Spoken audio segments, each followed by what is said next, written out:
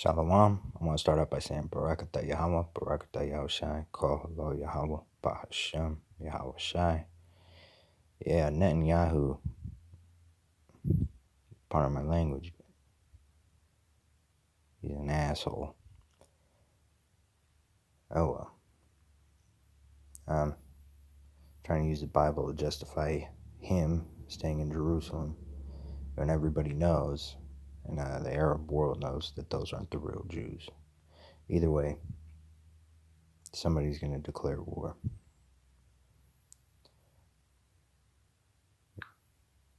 So, I'm going to start at Revelation 3:9. Behold, I will make them of the synagogue of Satan, which say they are Jews and are not, but do lie. Behold, I will make them to come and worship before thy feet, and to know that I have loved thee.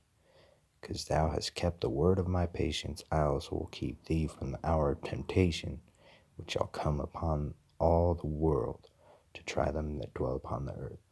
But right here it says, say they are Jews and are not, which we all know. But anyways, I've been hearing Russia. So I'll call out Russia real quick. Son of man, set thy face against Gog, which is Russia, the land of Magog, which is Russia, Turkey, and prince of Meshech and Tubal. Meshech and Tubal is Turkey as well, and prophesy against him, and say, thus saith the Lord power, behold, I am against thee, O Gog, the chief prince of Meshech and Tubal. I will turn thee back and put hooks into thy jaws, and I'll bring thee forth. Russia's getting much recognition from Syria and the Arab world right now. So as soon as the Arab world declares war on Israel, Russia is going to side with, Iraq, Iran, and Turkey, and he'll get drawn in the fight. Because if they make war on Israel, of course, America and Europe is going to join in and, siding with Israel. And then afterwards, Russia is going to turn into World War III. It's mentioned in the Bible.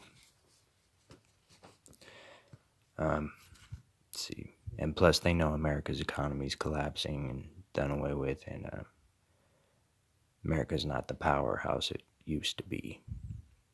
And especially since there's several nations out there, they're going to jump on the opportunity because that's how it works. All right, and put hooks into thy jaws, and I'll bring thee forth, and all thine army, horses and horsemen, all of them clothed with all sorts of armor, even a great company with bucklers and shields, all of them handling swords. Persia, which is Iran, Ethiopia, when they say Ethiopia, is really talking about Sudan, and Libya, with them, all of them with shield and helmet. Gomer, which is Turkey, and all his bands, the house of Togarmah. I had it written down somewhere. Togarmah, the North Quarters, and all his bands, and Medo had many people with thee. So they're going to get drawn into the war as soon as either Iran, Saudi Arabia, or Yemen, or any of the Arab nations declares war on Israel, which is going to happen. It's going to draw America and Europe out. And when they do, Russia's going to get involved. And it's really going to boost their confidence. Alright, so now I'm going to go to Revelation 16. And you gather them into a place called in the Hebrew tongue Armageddon. Alright? Everyone says it's Mount Megiddo. But really in the Hebrew it's Mount of Troops. Alright? So it's just a gathering place of many troops. And this seventh angel poured out his vial into the air, and there came a great voice out of the temple of heaven from the throne, saying, it is done.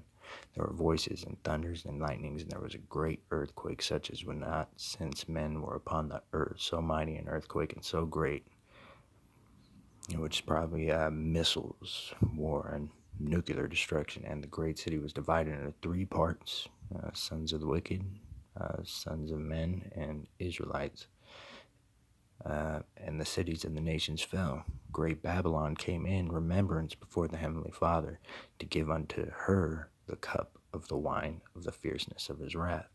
So I think eventually, after this is me suspecting after that war cracks up, then all the nuclear destruction is going to hit Babylon the Great, America. But this I do know. And I saw heaven open, behold, a white horse, and he that sat upon him was called Faithful and True. And in righteousness he doth judge and make war. His eyes were as a flame of fire, speaking of Yahushai, who the world calls Jesus, and on his head were many crowns. And why he has many crowns? Because he took all the kingdoms down. He took all the kingdoms down, and he had a name written that no man knew. Then I'm going to jump to Psalms 110. And the Lord, all caps, Yahweh, and Yahweh said unto my Lord, Yahushai, sit thou at my right hand until I make thine enemies thy footstool. Anyways, Netanyahu's actions too is prideful. He's an Edomite that goes in pride to Edom. There's no understanding in them. Snared in their own devices. He's basically saying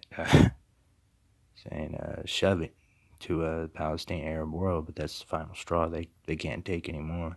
They're going to declare war on Israel, and it's going to draw everybody out. And this Bible is true, and it will happen. So with that, I'm going to say, referring to the book of Revelations, in the 13th chapter, the mark of the beast is the RFID chip.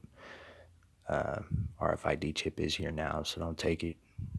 Again, the mark of the beast is the RFID chip, and they're moving towards cashless society right now, so be ready.